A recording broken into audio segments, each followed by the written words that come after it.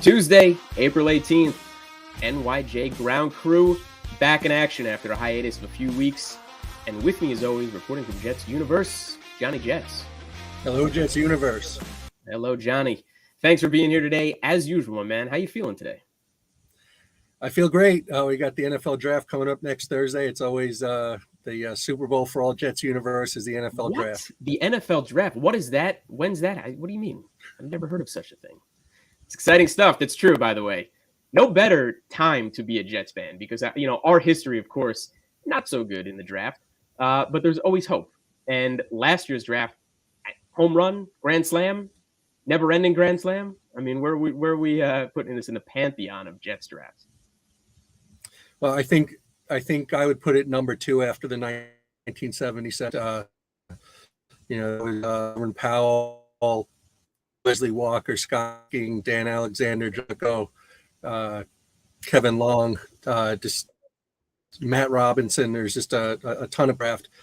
This one has the potential to be right up there with it. Time will tell. As I said a year ago at the time, that Sauce Gardner would have to be, one of the best players of all time to justify not taking either Ike Ekwonu or Evan Neal at number 4.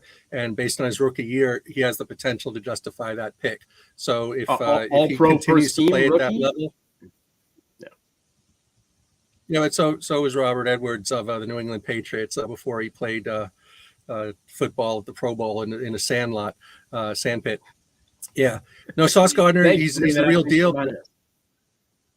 But there've been horrible Jets drafts historically. So to be one of the best Jets drafts of all time isn't saying much. But to match the best Jets draft of all time, which I think is 1977, in my opinion, would be pretty good. Obviously, the 2020 draft is looking amongst the worst Jets drafts of all time. We said goodbye to Braden Mann this week. And we said goodbye to James Morgan several years ago. The two drafts, 2020 and 2023, could not be more different. But if Mekhi Becton comes back, man, does he look slim? Man, is he ready to play some ball? And I know you said he would never grace this field again. He would never suit up for the Jets, but he seems intent on getting back on that field, and dropping those 30, 40 pounds could be a big difference maker. And then all of a sudden we're going to say, at least if that pick pans back out, he can get back on the field and he can come back to any type of form. I don't care if it's left or right tackle. You're going to have to go back and look at that draft again and say, maybe not so terrible, because he's a key integral part of that, obviously. But to your point, yes, one of the worst drafts, and JD's first. And look, we've all given him a lot of crap for it enough at this point, but he may have very well made up for it last year. And I love you bringing up 1977 and listing all those players, so we appreciate that. Johnny Jets, our historian, always on point with that. But before we get to the draft, and we're going to talk a lot about the draft today, of course, we still need to start this show. Aaron Rodgers ain't here, but here's what we know, and we're going to hear your thoughts on it. Here's what we know, or what we think we know, because let's be honest, the mainstream media doesn't know anything. But the leaks, the reports coming out from every angle are, it's agreed upon for this second rounder this year, some sort of conditional pick coming back to us in the future if and when Aaron retires a little early. But the holdup seems to be next year, right? Packers are holding steady, demanding the first-round pick no matter what, and we're saying, no, we want that to be conditional. We're willing to give it to you as long as we make that playoff Super Bowl run. Who's right? Who's wrong? Is JD digging in a little too hard?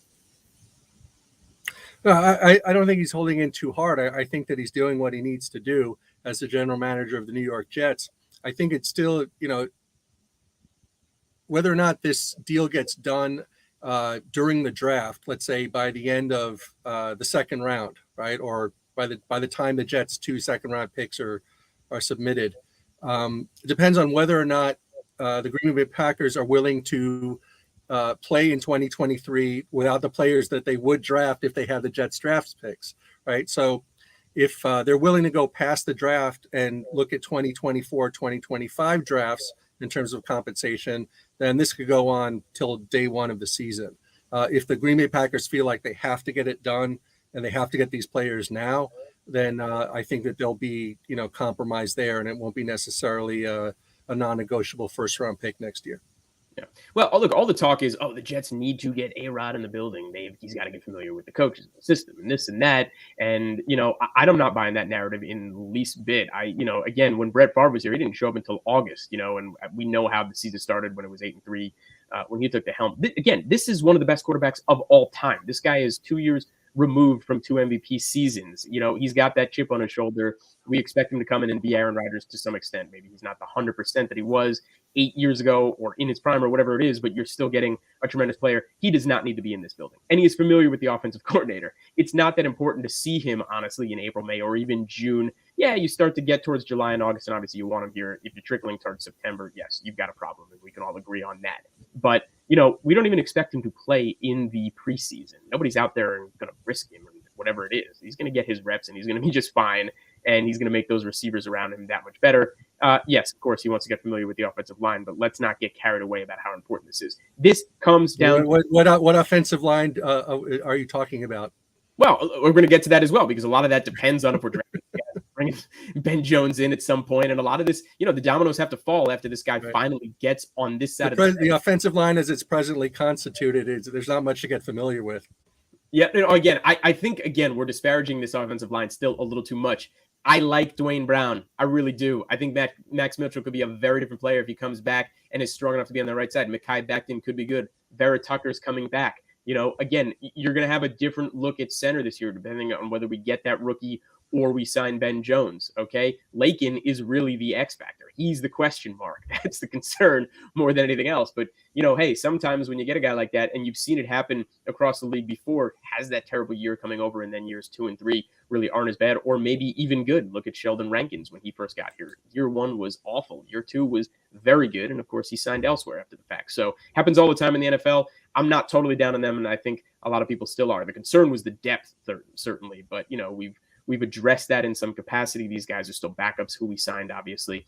But I think Dwayne Brown is plenty serviceable to be on the left side of that line. And I bet Aaron Rodgers is happy to see him there more than a lot of people might think. But doesn't mean we're not going to draft somebody else. And who knows if they're going to start immediately.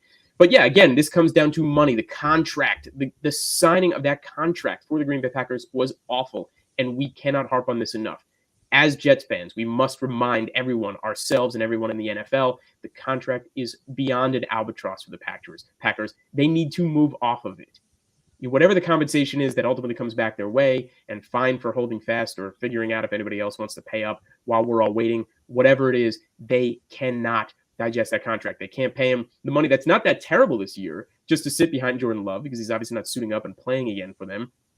And they certainly can't wait to see him retire, because that's going to cost them a fortune. And they cannot even risk having it on the books for year 2. And I hope to hell when he gets here, we've renegotiated something else. That's what I'm most concerned about. It's still what it looks like on the Jets side of the fence. What did we renegotiate with him? I still expect him to play more than 1 year, 2 at the minimum. But what is it going to look like when that contract comes out? So is that something you're concerned about? I'm not concerned about the contract. I'm concerned about the administration of the Jets not being all that good at what they do. And I think that that's what the Packers are banking on. They're banking on that they're dealing with Polonius figures who are just going to crumble and choke when check time comes. I think that the Packers are completely aware of what they're on the hook for if they're unable, in competitive terminology, to defeat the Jets in this process. But I feel that they have every confidence that they're going to do so because they view their competition as weak. Look, and I love what you say, because, hey, if we're going to be honest with ourselves, you go back and look at the history of Jets brass at one Jets drive. It's not too good, but in JD we trust. I still do, probably more than you, certainly. Woody and Saleh notwithstanding, JD is still the one driving this ship, and we expect that he is making the right decisions. Not all of them are perfect, as we know, 2020 drafts and some of the other decisions, but for the most part, trade-wise, he has certainly won the day, except maybe the Elijah Moore trade, and we'll ultimately see how that stands out, because, again, a lot of that was being made so we can give that pick to Green Bay. Moving on, Nuck wants no part of us. DeAndre Hopkins, the man says he ain't coming. And you know what? Before we go any further, let's just actually see what he says. If I can get this video to work and I know what I'm doing.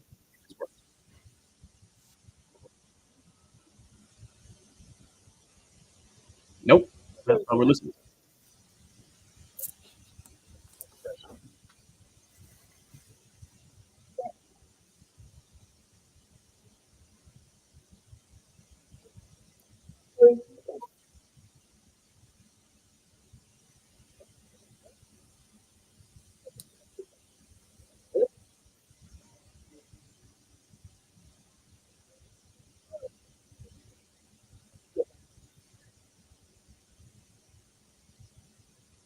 Do you agree with the conspiracy theory that that Dove Kleiman is a Tom Brady burner account?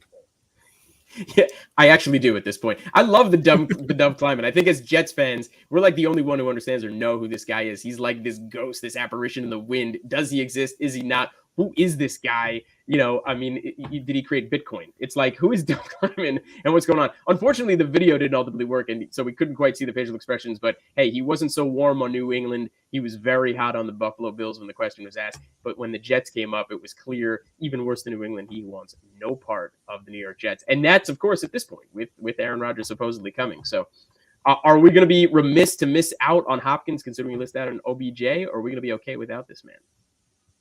Well, I mean, it takes two to tango. If he doesn't want to come here, then there's not much to miss out, as opposed to Odell Beckham Jr., who wanted to come here and was willing to come here. And if the reporting is true, he gave the Jets the opportunity to match or exceed the Ravens' offer to him. So I think it's more of a question of, are the Jets going to rue the day that they didn't pony up the dough for Odell Beckham? Yeah, and by the way, I'm glad we didn't pay him his money. Vincenzo asks a great question. Hey, guys, question for D-Hop. To make it clear he wants no part of the Jets, what does that say about the current state of the franchise? Are we not considered contenders or just cheap? Vinny, I'm going to say it's a little of both. JD has obviously proven to be a bit cheap, because you can see since he's been here, he hasn't signed anybody, hasn't given anybody that second contract, from safeties to Jamison Crowder, Marcus May. I mean, all of this, these guys got jettisoned for a reason. But Quinnen has to get paid, and my expectation is we're going to pony up for him. And the other part of it is just not considered contenders. We're not considered contenders in the NFL by a lot of the players. We're just, again, even if Rodgers is here, and then all of a sudden you've got this great defense, and you've got, this expectation that we're absolutely going to make the playoffs. Yeah, I think a lot of players, unfortunately, still will look at this and not consider us contenders. And Hopkins is like, well, I want no part of that franchise. Johnny? Well, I think the Jets are still viewed more as contenders for the number one pick in the 2024 NFL draft, more so than making the playoffs next year. I mean, everything is aspirational, or at least a substantial amount of it is aspirational. Aaron Rodgers is not on the Jets. Elijah Vera Tucker has still not demonstrated that he's come back from his injury. Mekhi Becton has still not demonstrated that he's come back from his injury. Even Dwayne Brown has not demonstrated that he's come back from his injury. And on and on and on and on. Robert Saleh, the first time that he makes adjustments and outsmarts another NFL head coach, will be the first time he does so. Okay, so there's a tremendous amount of question marks. The Jets have not proven anything. Remember that they lost 8 of their last 10 games. They lost all 6 of their last 6 games. They were completely unprepared for their last 3 games. So, all of this fanfare and nonsense about how the Jets are Super Bowl contenders, AFC title game contenders, playoff locks, and so on and so forth, destinations, a place where players want to go to other than the reason of being paid a lot of money. I just don't think there's a basis for it. Yeah, and by the way, obviously, I don't think we're still not that destination. We're overpaying for guys. We would have had to overpay for OBJ, and yeah, sure, there's interest, and he's tight with A-Rod. He's not yet here, but like a lot of the players, seems to have dangled that meeting with the Jets the night before to get that payday somewhere else, and that's ultimately what happened. Bigger news, well, not necessarily bigger news, but some big news out of the Jets this week. One of our own stayed in the building, and I like this offer we made, and I want to hear your thoughts on it, Johnny. Second round tender to Bryce Huff. What do we mean by second round tender? Well, we offered the man $4.3 million for this season. He's allowed to go shop that and sign if anybody else is going to match that, and if he does, and we let him walk, we've got to get paid a second rounder, which is no small chunk of cheese this day and age, certainly, and because we got to give away draft picks, and we know if you hit on it, second rounders mean a lot. Are we paying him enough at $4.3 million? Is this a good deal on a second round tender? And are we happy to have him back? Personally, I just want to say before you answer, I'm very happy to have him back. Third down specialist. Nobody does it better than him, though he is a liability in the run, so don't expect him out there 3 downs in a row. Johnny. Yeah, I mean, that sounds about right for Bryce Huff. I mean, he's a piece of the puzzle, and I think that makes sense. Quinnen Williams, not yet signed a long-term contract. We just talked about him. Obviously, this is important, but how important does it become, okay? Here we are in the first offseason program. He's not attending. We expected him not to attend. He said he wouldn't attend.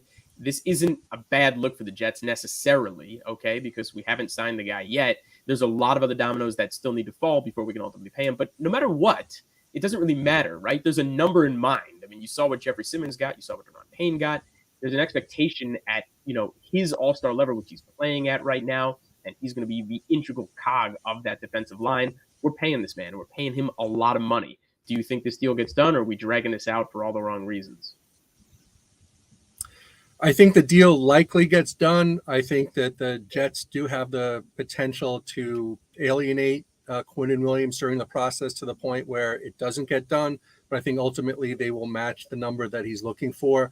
I do see an analogy, from outside the world of football to Aaron Judge of the Yankees. He had a monster year last year, and for the Yankees to re-sign him or to keep him, they had Quinnen Williams had last year for the first time in his career. He was that all-pro top-level player, and have to pay him to match that.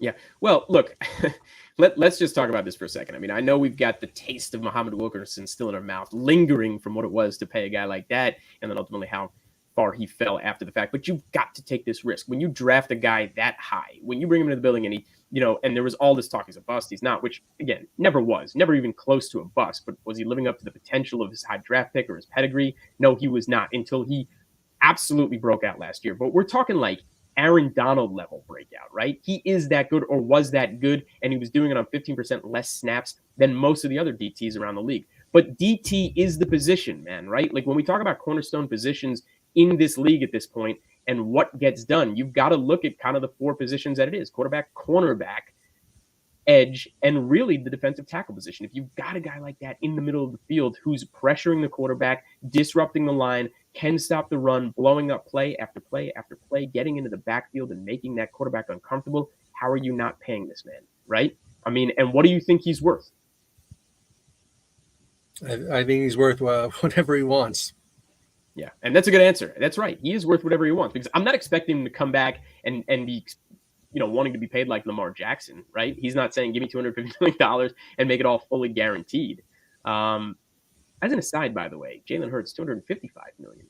Interesting, and with a no trade clause, which is the first time in the history of the Eagles. So things are certainly shifting towards the players or whatever it is. But if Quinnen Williams wants that $100 million contract, or around there, or maybe slightly more than what the other guys got, pay him. Figure it out. Put it together. Can't let this guy walk. Can't let this drag out too much longer. Certainly, it's okay that it's happening right now. He doesn't need to be on the books right now. He doesn't need to get paid at the moment. And I'm sure and he's not going elsewhere. He's still under contract. There is a 5th-year option on the table, which is still close to $10 million if we wanted to just pay him out and he wanted to play on that contract. But why risk it? I'm sure the long-term deal gets done. All right, let's have a little fun, man. It's time for the draft, right? This is really where we're at. We've got to spend some time talking about this. It's getting a lot closer. There's so much riding on this. I mentioned a couple of weeks ago, and I still feel this way.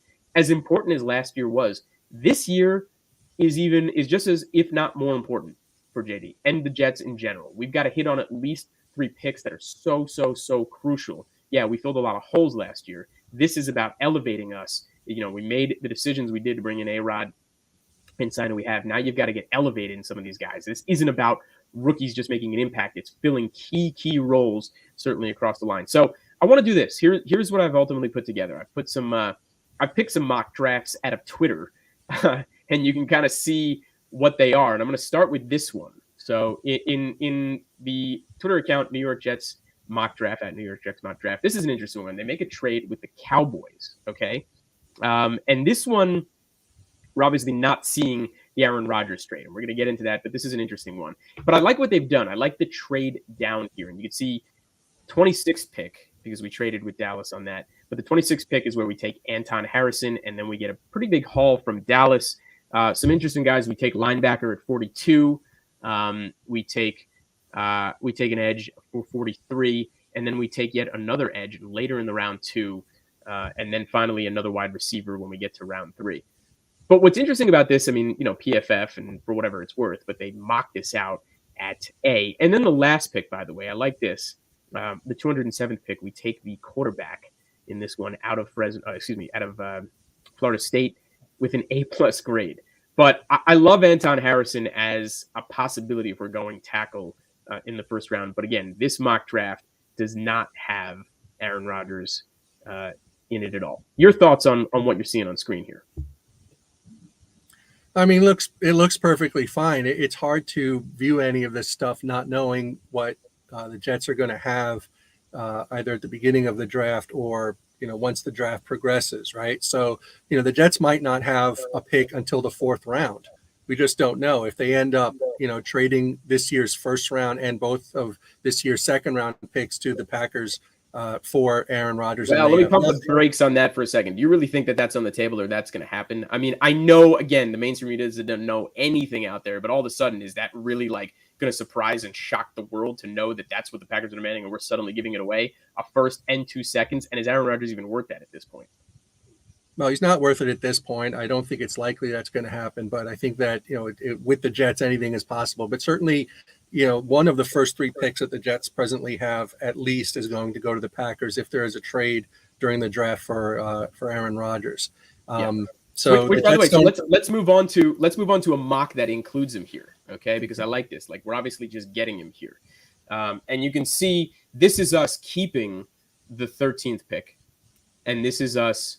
I'm sorry, excuse me. There's 2 trades here going on. We actually moved down with the Steelers a little bit, so we get another second-round pick, but we also traded that second pick, at least this year, for the second-round pick for Aaron Rodgers. I like this one. This is an interesting one off the bat. So somehow, though, we're seeing here that Paris Johnson slipped all the way down to us after we traded with Pittsburgh to move from 13 to 17. We're still seeing Paris Johnson, the tackle, slip to us. Do you think that is even possible? Is he going to fall that far down? It's possible. It's unlikely. I mean, things would you'd have to have specific players that teams drafting ahead of the Jets just coveted, regardless of what they graded out or whatever, to fit they're one piece away from winning, that sort of thing. To push a guy like that down, 5 or 6 spots more than the floor of what people are viewing at he's being picked.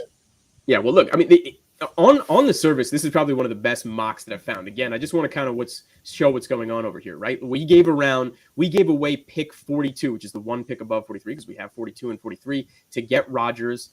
And who knows what we're holding fast? Like, are they demanding that it's 42 as opposed to 43? But in this scenario, we're giving away 42 willingly. We trade with Pittsburgh down 4 spots. We still get Paris Johnson. I love the guard pick with the 43rd pick in Stephen Avila. And then I love we go for even further down, and we're back, we're addressing the defensive line here out of Wisconsin with the 48th pick, which we got from the Steelers for moving down like we did.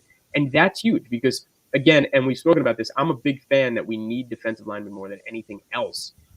That's even above tackle, and that's even above linebacker. I'm still banging that drum that I want to see that run stuffer in the middle. We just lost 2 pretty big guys in Shepard and Rankins.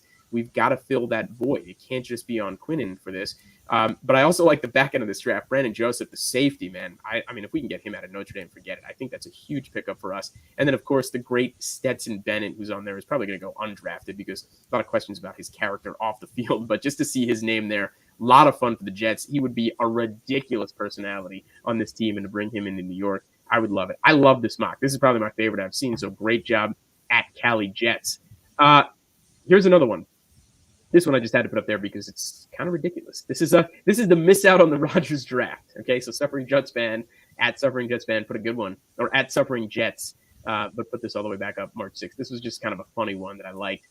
This is us missing out, but we did trade here, okay? And this is us trading up, okay? So we gave away round 1, number 13, round 374, and number 2, I think it was, for next year, our second rounder, to trade up and get Anthony Richardson. Now, what I love most about this draft is that PFF mocks the whole thing as an A+. So they see Anthony Richardson as an A+. What do you think of this kid? I think the Jets should stop drafting quarterbacks with top 10 picks. Yeah, I kind of agree with you. And I mean, it's fine that he's got all the ridiculous tools and he's Josh Allen, even better, but like you're waiting 3 years and nobody's got that. Though I like the DeJuan Jones pick, and we're keeping 43. Again, then you're going back to the tackle. At some point, you've got to have that tackle, whether it's a second or third round.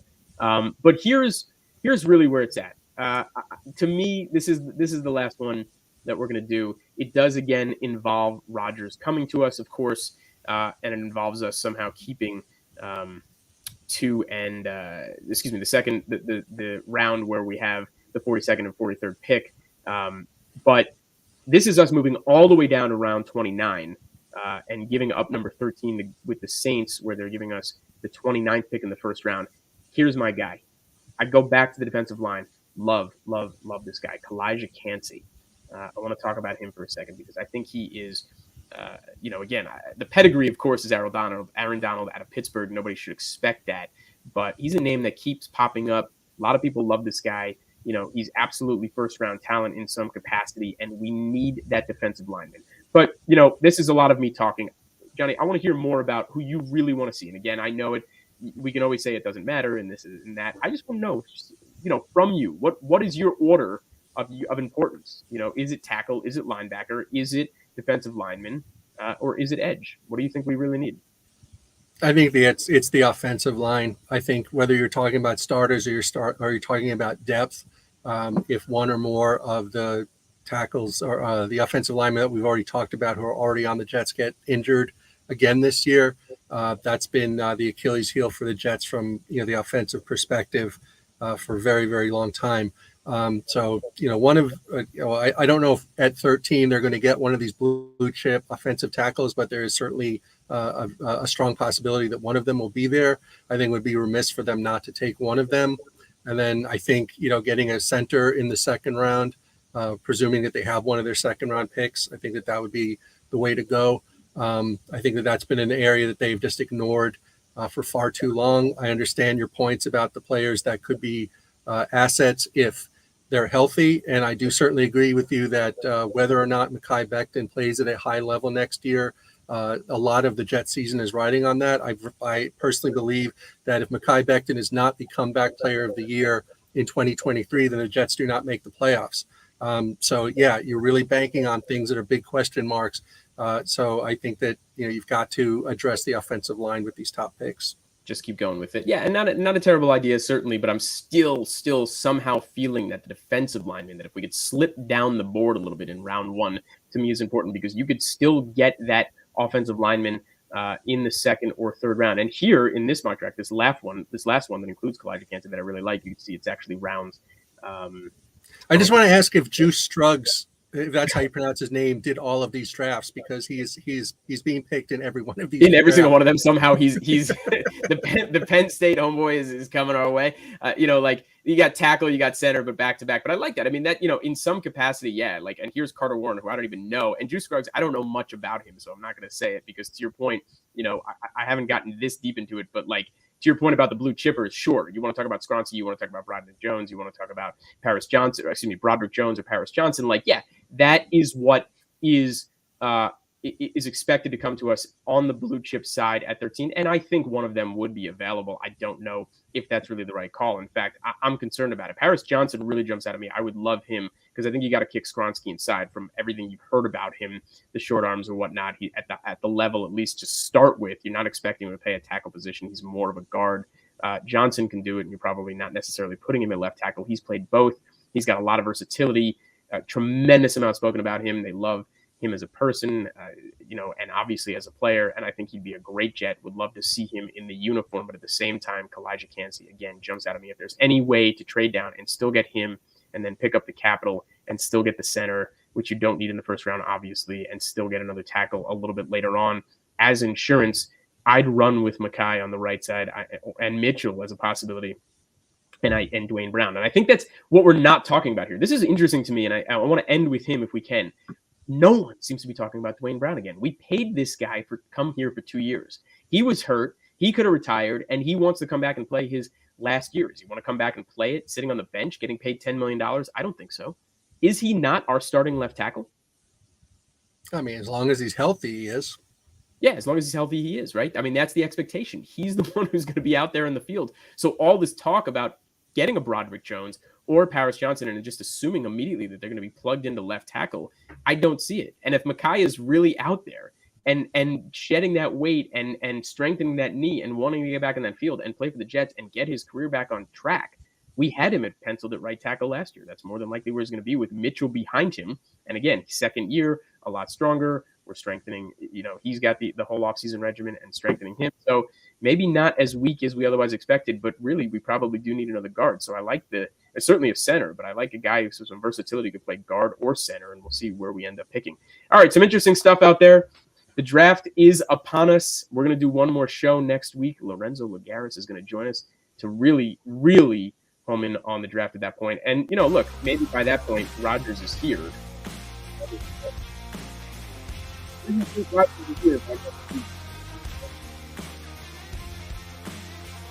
What do you think, Johnny? I love it. All right, my man. I appreciate it. This is NYJ Ground Crew. For Johnny Jets, I'm your crew chief, A.M. Pfeffer, signing off. Thanks for joining us. We'll do it all again next Tuesday.